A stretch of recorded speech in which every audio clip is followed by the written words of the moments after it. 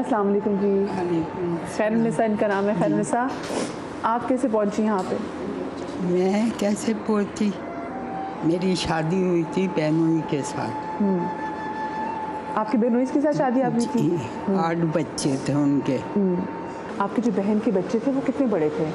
बच्चे हाँ जी। ऐसे, जो बड़ी लड़की थी ना वो 8वीं में पढ़ती थी। हाँ। 3 लड़कियाँ थी, 5 लड़के। 5 लड़के, सबको पाला पढ़ाया, सब कुछ करा। रातों को सिलाइयाँ करती थी। मियाँ की जब मेरी शादी हुई है 400 रुपये तनख्वाह थी। कोर्ट में हम मुलाजिम थे, तो उससे साथ सिलाइयाँ कर के उनको सबको वो करा। आपने उन बच्चों को पाला जो आपके बहन के बच्चे थे? जी। आपकी अपनी जब औलाद बहन का इंतकाल हुआ है, सबसे छोटा बच्चा 7 महीने का था। 7 महीने का था, तो उसको पालने के लिए फिर शादी की थी क्या वो बच्चा वहाँ? तो मुझे ये बताएं, क्या फिर आपके अपना कोई बच्चा नहीं हुआ? नहीं, मेरे यहाँ भी एक बेटा एक बेटी हुई। फिर आपके यहाँ भी एक बेटा था? तो बेटे को बड़े बेटे ने गला घोट के मार दिया। मैं गई थी मनसूबाबंदी कराने, पहले दूसरे दिन होती थी ना 60 टांकों की। आपका बच्चा कितना बड़ा था जिसको मारा? 22 दिन का। 22 दिन का बच्चा? मैं दूसरे दिन पैदा हुआ ना, दूसरे दिन चली गई थी। हाँ। मनसूबाबंदी कराने। हाँ। तो जब मैं आई हूँ ना, तो उसको एक दिन पहले गला घोटा था, उसकी हालत बहुत ख़राब थी। मेरे आने के बाद उसका इंतकाल हो गया। तो जिसने गला घोटा था उसकी उम्र क्या थी? वो ऐसा था 10-11 साल का। वो 10-11 साल का बच्चा था, उसने आगे उनने क्या हमारे बस तो पता नहीं क्या सोचा क्या नहीं सोचा। वो तो पुलिस को भी नहीं बताया होगा कि घर के बच्चे ने मारा। तो आपको ये नहीं हुआ कि मैं तो इन बच्चों को इतना मैं पाल रही हूँ, मेरी बहन के बच्चे ने मेरा बच्चा ही मार दिया? फिर भी मैंने उनके साथ कुछ बुरा नहीं किया। जब भी अल्लाह ने मुझे ये सिला दिया कि मैं इतनी अच्छी जगह बैठी हुई हूँ। जब भी बेटी का फ़ोन आता था मेरी लड़ाई होती थी। आपकी सगी बेटी थी? जी। हाँ। वो हैदराबाद में। हाँ। वो इस बेटी ने सिखाया, ना कोई बात ना चीज, बेटी ने सिखाया, उस पर लड़ाई होती थी। कभी सोफ़ा उठा के मारता था, कभी कुर्सी। एक दिन तो यह भी पेट्रोल महंगा नहीं हुआ था। हाँ। तो बोतलों में पेट्रोल रखते हैं स्कूटर वाले डालने के लिए, वो पूरी बोतल मेरे पे डालती कि ये यूँ नहीं मरेगी, इसे जला के मारूंगा। वो बच्चे को अपने पर आपके सौतेले बेटे ने? जी। भांजा भी है। हाँ। वो पूरी माचिस उसने ख़त्म कर दी, आग नहीं लगी। और कालीन पे मैं बैठी भी, कालीन के ऊपर चरपाई बिछी भी, उस पर बैठी भी, पूरी माचिस उनने ख़त्म कर दी, आग नहीं लगी। ये अल्लाह का करम है। तो बस यही होता रहा। मैं किचन में गई, वो पकौड़े तल रही थी दही बड़े के।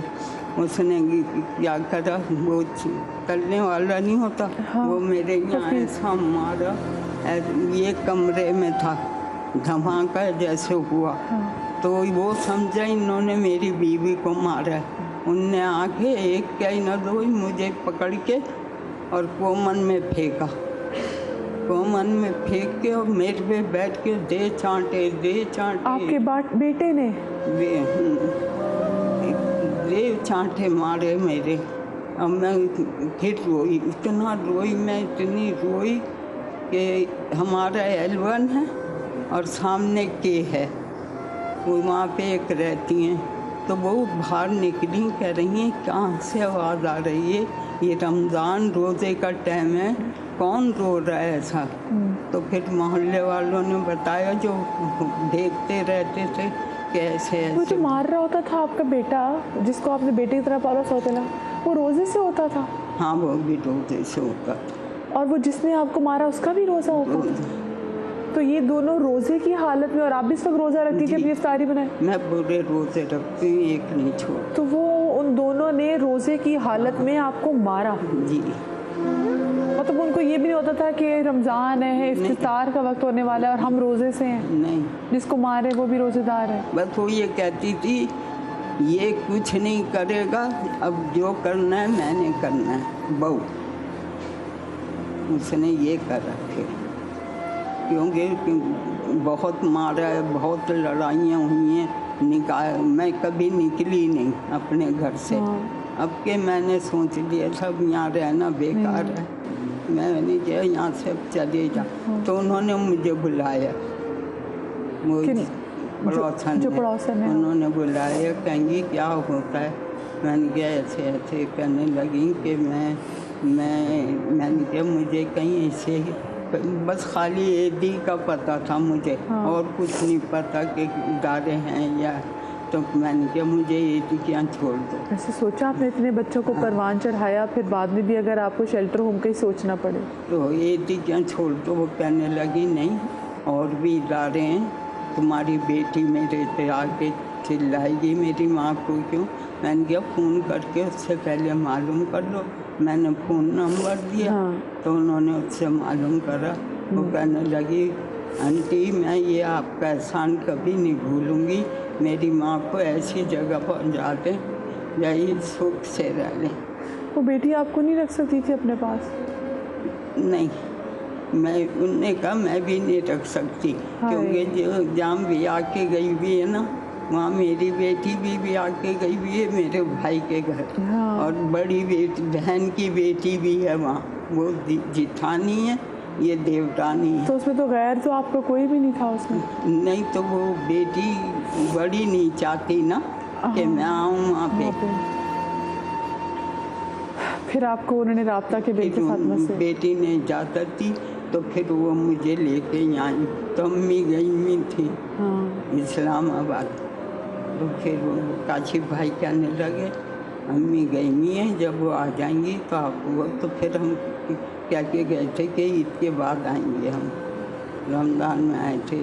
तो फिर हम मेरा यहाँ हो गया, अब सुकून है, आराम है। अच्छा, यहाँ वैसे ना माएँ हैं बहुत, लेकिन वो माएँ इनको अम्मी कहती हैं। बस ये अल्लाह ने अम्मी क्यों कहती हैं? और जब ये यहाँ पर आई थी इनकी हालत क्या थी? और बहुत सारी यहाँ पर और माएँ हैं, और यकीन माने सब अच्छे घरों से हैं। मैं अपनी माँ का रोज़ माथा चूमती हूँ। अभी गई हुई थी, मैं परेशान ऐसी थी, ऐसी ठंडक मिलती है मुझे। मैंने बहुत दुख। मैं एक छोटी सी ब्रेक ले रही हूँ।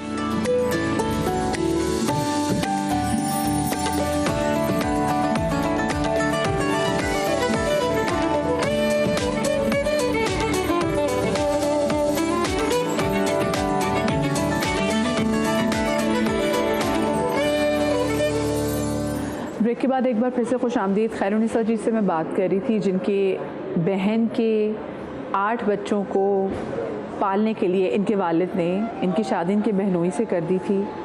इनके यहाँ औलाद नरीना जब हुई, बेटा हुआ, तो उस छोटे बच्चे को उनमें से एक बच्चे ने गला दबा के मार दिया, सबसे बड़े ने। आप बहन की कब्र पे जाती थी? मैं जब जाती थी, जब मारते थे या घर से निकाल देते थे, तो राम स्वामी से मैं मेवाशा पैदल जाती थी, रोटी भी। और माँ जाके बैठ के रो के सुनाती थी बहन को। तो उसके बाद फिर मेरे बच्चे का इंतकाल हुआ, तो मेरे अब्बा ने मना करा, बेटी अब नहीं जाना, क्योंकि अब मेरे अब्बा को पता थी कि ये वहीं जाती है अपना दुख कहने। अच्छा, मुझे ना किचन से खुशबू भी आ रही है, मेरे ख्याल से किचन में काम हो रहा है।